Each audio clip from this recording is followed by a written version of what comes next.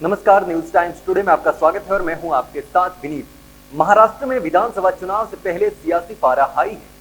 अब बात Aurangzeb fan club से सत्ता जिहाद और अफगान शासक अहमद शाह अब्दाली तक पहुंच चुकी है। आज की सियासत में मुद्दे इतने हावी नहीं रहते जितनी धर्म और मजहब की बातें रहती है, और महाराष्ट्र में भी इसी विवाद को लेकर बवाल मच गया है। अमित शाह का जुबानी प्रहार और उद्धव ठाकरे का पलटवार दोनों ही चुनाव से पहले पूरे देश में चर्चा का विषय बने हुए हैं। तो चलिए जानते हैं कि औरंगजेब फैन क्लब और अहमद शाह अब्दाली का पूरा विवाद क्या है और आखिर अहमद शाह अब्दाली कौन है। महाराष्ट्र विधानसभा चुनाव से पहले उद्धव ठाकरे कड़े तेवर में दिखाई दे रहे हैं। वह अपनी सभाओं में जमकर मोदी सरकार पर हमला बोल रहे हैं। उसी क्रम में शिवसेना यूटीबी प्रमुख उद्धव ठाकरे ने बीजेपी पर सरकार बनाने के लिए राजनीतिक दलों को तोड़कर सत्ता जिहाद में लिप्त होने का आरोप लगा दिया है। यह विवाद शुरू हुआ था केंद्रीय गृह मंत्री अमित शाह के बयान से, जब अमित शाह ने ठाकरे को औरंगजेब फैन क्लब का प्रमुख बता दिया था। पहले आप सुनिए कि अमित शाह ने क्या कहा था। औरंगजेब फैन क्लब कौन है? ठीक है, अघाड़ी वाले हैं। और उसका नेता कौन है? श्रीमान उद्धव ठाकरे औरंगजेब फैन क्लब के नेता बने।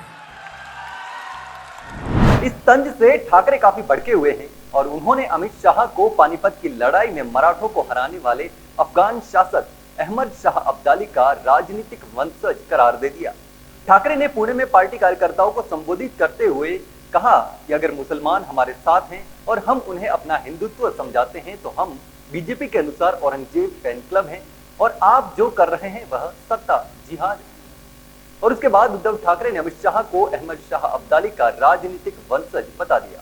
ठाकरे का मराठी में दिए गए भाषण का अंश आप यहाँ सुन सकते हैं। अहमद शाह अब्दालीचा राजकीय वंशज अमित शाह, अहमद शाह अब्दाली तो पण शाहच होता, तो अहमद शाह होता, हे अमित शाह आहेत।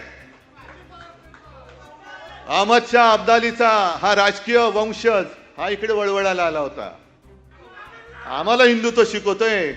तो चलिए अब ये भी जान लेते हैं कि आखिर अहमद शाह अब्दाली कौन है, महाराष्ट्र से उसका नाता क्या है। अहमद शाह अब्दाली 1748 में नादिर शाह की मृत्यु के बाद अफगानिस्तान का शासक बना था। इसके बाद 1761 में पानीपत का तीसरा युद्ध अफगान आक्रमणकारी अहमद शाह अब्दाली और पुणे के सदाशिव राव भाऊ पेशवा के नेतृत्व में मराठों के बीच लड़ा गया था। ये लड़ाई अहमद शाह अब्दाली ने सदाशिव राव भाऊ को हराकर जीत ली थी। यह हार इतिहास में मराठों की सबसे बुरी हार है। इस युद्ध ने एक नई शक्ति को जन्म दिया जिसके बाद भारत ने अंग्रेजों की विजय के रास्ते खोल दिए थे। और शायद यही वजह है कि उद्धव ठाकरे ने अमित शाह को अहमद शाह अब्दाली करार दे दिया है। फिलहाल महाराष्ट्र में इस मुद्दे पर राजनीति गरमाई हुई है। भाजपा के सभी बड़े नेता इस बयान को लेकर उद्धव ठाकरे पर हमलावर हैं। लेकिन अब देखना होगा कि आने वाले विधानसभा चुनाव से पहले इसका क्या असर देखने को मिलता है और चुनाव में इसका क्या किसको फायदा होने वाला है। फिलहाल के लिए इतना ही। इसी प्रकार की तमाम खबरें हम आपके लिए लेकर आते रहेंगे। तब तक के लिए देखते रहिए न्यूज टाइम्स टुडे। धन्यवाद। ऐसे वीडियोस देखने के लिए सब्सक्राइब करें न्यूज टाइम्स टुडे को और जुड़े रहिए हमारे साथ।